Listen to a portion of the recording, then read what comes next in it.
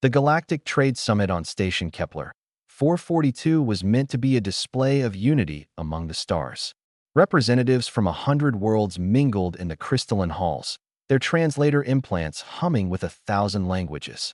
Among them stood Consul Zarthek, a Vexorian dignitary whose 4 eyes gleamed with superiority as he surveyed the crowd.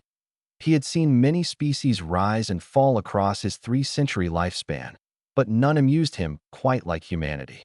These peculiar bipeds, so recently arrived to the galactic stage, possessed neither the telepathic prowess of the Mindari nor the computational genius of the Silicates.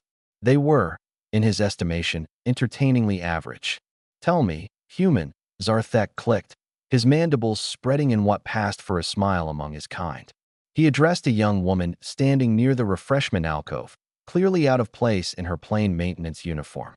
"What brings your kind to these halls? Surely not to clean the floors." Kirsten looked up from the data tablet she'd been studying, her hazel eyes meeting the consul's gaze without flinching. At 23, she had learned that the universe cared little for ceremony. "I'm part of the human delegation's technical support team, Consul.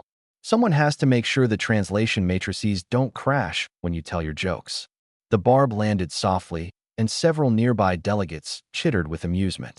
Zarthek's mandibles twitched, a sign of irritation his species couldn't quite hide. "Ah yes, the famous human wit," he said, his tone dripping with condescension. "Tell me, girl, can your species crack the quantum paradox lock?" Kirsten raised an eyebrow. "The theoretical security system? No one's ever actually built one." "Incorrect." Zarthek gestured grandly toward a nearby chamber. "I possess one. It guards my personal vault aboard this very station. The lock exists in 17 dimensions simultaneously, requiring the solver to predict and manipulate quantum entanglement across parallel probability streams. It is, quite literally, impossible for beings bound by linear thought." He leaned closer, his breath smelling of ammonia and pride. "Open the safe, and 12 trillion credits are yours." Of course, that's rather like offering a fish the ability to fly. Amusing to propose, impossible to achieve. Alexander, Kirsten's colleague and the delegation's senior cryptographer, had been listening from a few paces away. He approached with a frown creasing his weathered face. At 47, he'd spent 2 decades breaking alien encryption systems, but even he knew when they were being mocked. "Kirsten, let it go," he muttered. "He's just trying to get a rise out of us." But Kirsten's mind was already racing.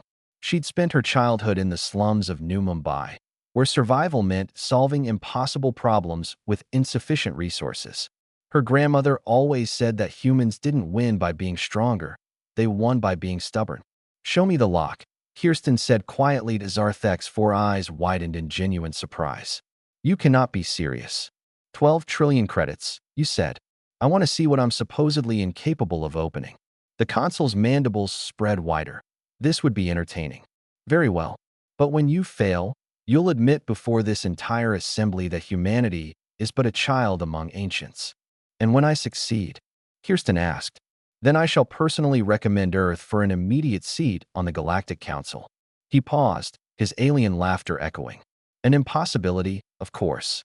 They proceeded to Zarthek's private chamber, followed by a growing crowd of curious delegates. The vault dominated the far wall, a sphere of shifting, iridescent metal that seemed to phase in and out of normal space. Holographic readouts flickered around it, displaying equations that made Alexander's head ache. 17-dimensional quantum entanglement, Alexander whispered, studying the displays. "Kirsten, this isn't like anything we've encountered. The lock changes configuration every nanosecond based on quantum observations. To solve it, you'd need to predict the unpredictable." Kirsten nodded, circling the vault slowly. Her fingers flew across her tablet, pulling up every piece of data she could access about quantum mechanics, Vexorian technology, and probability theory. But information wasn't enough. She needed something else, something the consul hadn't considered. Then it hit her. The very thing that made humans average in galactic terms. "Consul," she said, "your species has telepathic tendencies, correct? You can sense probability fields, predict outcomes based on quantum intuition. Naturally, it's why we designed this lock. It requires such perception to open. And you assume we lack that ability." Kirsten smiled. You're right. We do. But we have something else, something you've overlooked. She closed her eyes and placed her hand on the vault. Instead of trying to predict the quantum states, she did something counterintuitive. She stopped trying. Humanity's greatest strength wasn't superior intellect or psychic power. It was the ability to embrace chaos, to function in uncertainty, to make decisions with incomplete information. Where other species saw 17 dimensions of probability, Kirsten saw a simple truth. All quantum states existed simultaneously until observed. The lock wasn't testing prediction, it was testing the willingness to accept all outcomes at once. She let her mind go blank, embracing the paradox rather than solving it. She didn't choose a path through the quantum maze. She chose all of them. The vault shuddered. Holographic displays flickered and died. And with a sound like reality hiccuping, the sphere split open. Inside, 12 trillion galactic credits glowed in neat crystalline stacks.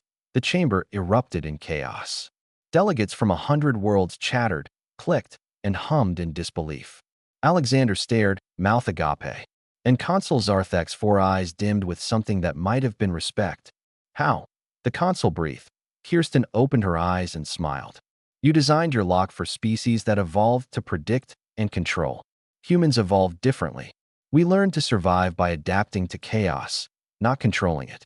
We're comfortable with uncertainty. We don't need to predict all outcomes. We just need to accept them. She turned to face the assembled delegates. That's what makes us human. We're not the strongest, the smartest, or the most advanced. But we're the species that looks at the impossible and says, why not try? Zarthek's mandibles clicked slowly, a gesture of profound acknowledgement among his kind. It seems I underestimated your species, Kirsten of Earth. The council seat is yours. As the crowd dispersed, Alexander clapped Kirsten on the shoulder. So, what are you going to do with 12 trillion credits? Kirsten grinned. Buy my grandmother a proper house. She always said stubbornness was worth something.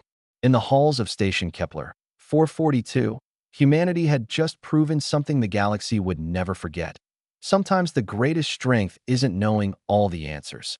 It's having the courage to face the questions anyway.